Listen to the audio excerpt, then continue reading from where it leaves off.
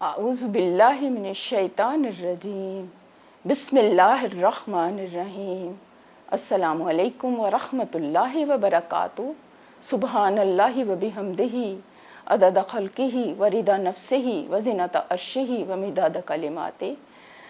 آج کا ہمارا ٹاپک ہے کہ اللہ کو ماننے والے زیادہ سائنٹیفک ہیں۔ اچھا، ٹاپک کہہ لیں یا ایک فریز کہہ لیں یا ایک فقرہ کہہ لیں، جو بھی آپ سمجھ لیں۔ اچھا، سب سے پہلے تو میں ایک بات عرض کروں گی پورے یقین کے ساتھ، پوری ایمانداری کے ساتھ اور پوری کنوکشن کے ساتھ، وہ یہ کہ یہ واقعی ہی حقیقت ہے کہ اللہ کو ماننے والے جو ہیں نا وہ زیادہ سائنٹیفک ہیں۔ اچھا، ہمیں سائنس کی ضرورت نہیں ہے کہ ہم سائنس کے ساتھ ہم اللہ تعالیٰ کی حقانیت کو ثابت کریں، ٹھیک ہے نا۔ ایک تو یہ بات ہمارے ذہن میں، ہمارے دل میں، ہمارے دماغ میں بالکل راسخ ہونی چاہیے، یہ نقطہ۔ اچھا، دوسرا نقطہ جو ہے وہ یہ ہے کہ ہمیں اس چیز کے اوپر اللہ تعالیٰ کا اتنا شکر ادا کرنا چاہیے، اتنا شکر ادا کرنا چاہیے، اتنا شکر ادا کرنا چاہیے کہ ہم سجدے میں گر جائیں اور قیامت تک ہم گرے رہیں، اور ہمارے وجود کے خون کا ایک ایک قطرہ اور ہمارے جسم کا ایک ایک رونگٹا، ہمارا پورا جسم، ہماری پوری روح، ہمارا دل، ہمارا دماغ، ہمارے سارے اعضاء اللہ تعالیٰ کی وحدانیت اور اس کا شکر ادا کرتے رہیں۔ تو ہم شکر ادا ہی نہیں کر سکتے کہ قرآن کی صورت میں اور آپ صلی اللہ علیہ وسلم کی صورت میں اللہ تعالیٰ نے ہمیں اتنی عظیم نعمت سے نوازا، اور وہ ایسا حق ہے، ایسا سچ ہے کہ ایسے حق کے لیے، ایسے سچ کے لیے نہ کسی دلیل کی ضرورت ہے، نہ کسی شواہد کی ضرورت ہے، نہ کسی ٹیسٹ کی ضرورت ہے، نہ کسی لیبارٹری کی ضرورت ہے۔ ہمیں تو کوئی ضرورت نہیں ہے، ٹو بی ویری فرینک، ہمیں کوئی ضرورت نہیں ہے اس فتنے کے دور میں، اس فتنوں کے دور میں، جب کہ اتنی زیادہ بمبارڈمنٹ ہے انفارمیشن کی، اطلاعات کی، فلسفیز کی، اور یہ فلسفی اور وہ فلسفی اور یہ بات اور وہ بات اور یہ ٹھیک اور وہ غلط۔ اس میں ایک ہی بات ہے، وہ یہ کہ ہم یہ اگر سوچیں کہ ہمیں کس نے پیدا کیا ہے، ہمارا کریٹر کون ہے۔ یہ ایک نقطہ میں دے رہی ہوں، ہمارا کریٹر کون ہے؟ ہمارا کریٹر تو اللہ ہے۔ ظاہر ہے کہ وہ اللہ ہے جس نے ہمارے وجود کو پیدا کیا، اور یہ جو نان بلیورز ہیں وہ بھی اس چیز کو مانتے ہیں کہ ہم خود بخود نہیں پیدا ہو گئے، کوئی ہے ہستی جس نے پیدا کیا۔ پھر جس نے پیدا کیا ہے، کیا وہی نہ جانے گا کہ انسان کی کیا ضروریات ہیں اور کیا اس کے لیے ٹھیک ہے اور کیا غلط ہے؟ وہ تو ہمارا سب سے بڑا خیر خواہ ہے۔ اس نے تو ہمیں پیدا کرنے سے پہلے ہمارے لیے پوری کائنات سجا دی، پھول بوٹے، زمین آسمان پیدا کر دیے۔ وہ تو ہماری مادی ضروریات ہے نا۔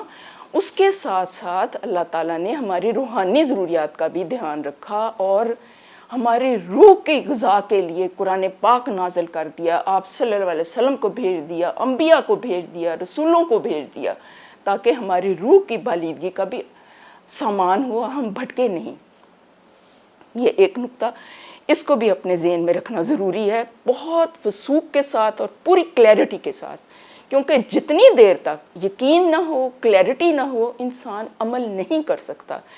اس ضمن میں ایک چیز میں نے آج سے کافی سال پہلے، اللہ تعالیٰ ڈاکٹر ملک غلام مرتضیٰ صاحب کے درجات بلند کریں، ان کا میں نے ایک لیکچر سنا تھا، اور وہ ان کا لیکچر مجھے بہت اپیل کیا تھا، انہوں نے جس طرح سے دلائل سے کیا تھا۔ تو یہ میں چند باتیں میں آپ کے سامنے رکھنا چاہوں گی، انہیں کے لیکچر سے میں نے ماخوذ کی ہیں۔ اس سے آپ کو نا ایک چیز کا اندازہ ہو جائے گا، کیونکہ ایک واقعہ ہے اور اس سے پھر ایک چیز جو ہے وہ زیادہ کلیئر ہو کے سامنے آ جاتی ہے۔ انہوں نے کہا کہ ایک فلسفہ ہے جو کہ مختلف فلسفی میں گھڑا جاتا ہے، اور وہ اس فلسفے کا نام ہے منطقی اثباتیت کا فلسفہ، جسے لاجیکل پازیٹیوزم کہتے ہیں، کہ جو چیز موجود ہے وہ ہے، اور جو چیز موجود نہیں ہے وہ نہیں ہے۔ تو وہ ایک دفعہ کلاس روم میں بیٹھے ہوئے تھے، اور ان کا جو کوئی استاد تھا، سو کالڈ ہی میں تو کہوں گی، تو وہ یہی اس کے اوپر وہ لیکچر دے رہے تھے۔ تو انہوں نے کہا کہ یہ جو کرسی ہے، یہ میز ہے، یہ بلیک بورڈ ہے، یہ گھڑی ہے، یہ سب چیزیں ہیں، تو یہ موجود ہیں۔ تو اسٹوڈنٹس نے کہا کہ یس سر یہ موجود ہیں. تو انہوں نے کہا کہ کیا اللہ دکھائی دیتا ہے, کیا وہ موجود ہے؟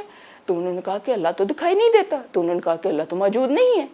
اچھا وہاں پر ایک نا انٹیلیجنٹ اسٹوڈنٹ بیٹھا ہوا تھا, تو وہ کھڑا ہو گیا اور اس نے دوسرے اسٹوڈنٹ سے کہا کہ آپ کو سر کا وہ کوئی مائنڈ نظر آتا ہے؟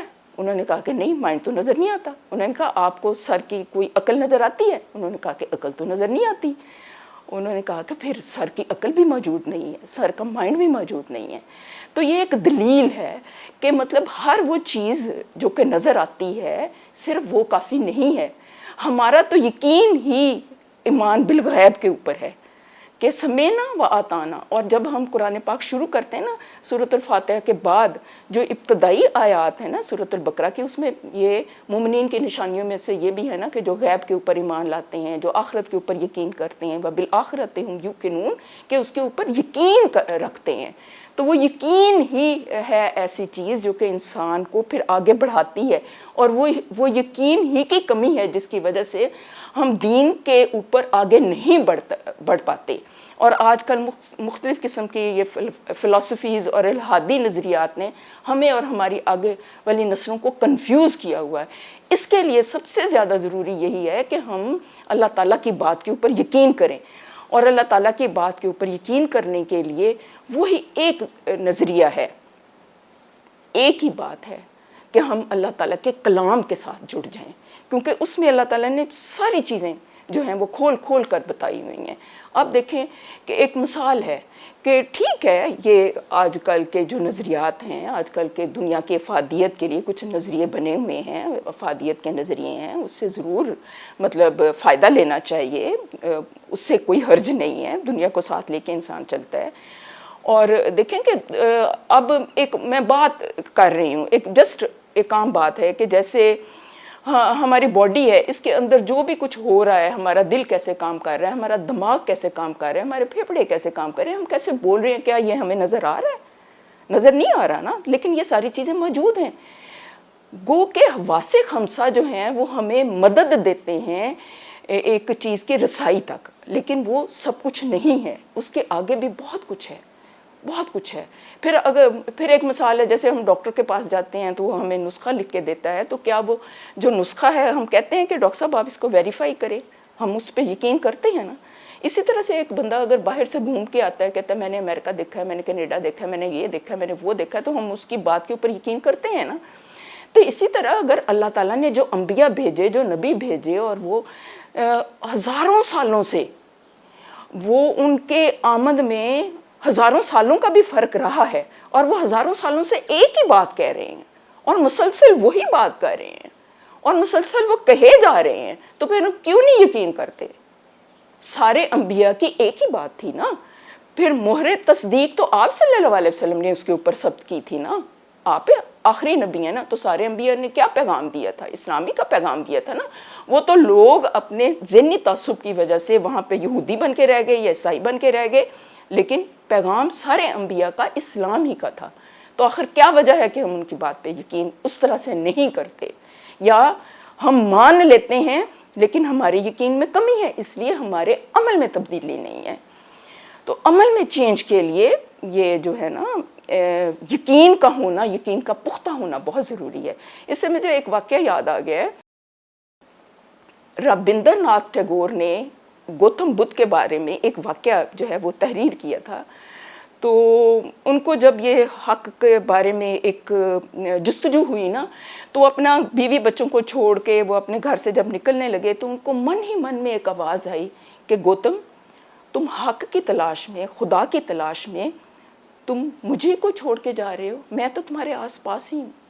یعنی اللہ تعالیٰ کی رضا حاصل کرنی ہو نا, تو اللہ تعالیٰ کی عبادات کے ساتھ ساتھ معاملات کو بھی ٹھیک رکھنا ہے, اپنے گھر والوں کے ساتھ معاملات بھی ٹھیک رکھنے ہیں. ہمارا اسلام بہت خوبصورت دین ہے, یہ دین اور دنیا کو ساتھ لے کے چلنے کو کہتا ہے. تو اس کو یہ مطلب اس کے من ہی من میں سے آواز آئی. پھر آپ صلی اللہ علیہ وسلم نے بھی ایک دفعہ, ایک صحابی آپ صلی اللہ علیہ وسلم کے پاس آیا, اور انہوں نے کہا کہ مجھے جہاد کی اجازت دیں. یعنی قتال اس سے مراد ہے. ویسے تو جہاد کا مطلب ہے نا کوشش, کسی طرح کی بھی کوشش آپ کریں. قرآن کو سیکھنا بھی جہاد ہے, اپنے نفس پہ قابو پانا بھی جہاد ہے.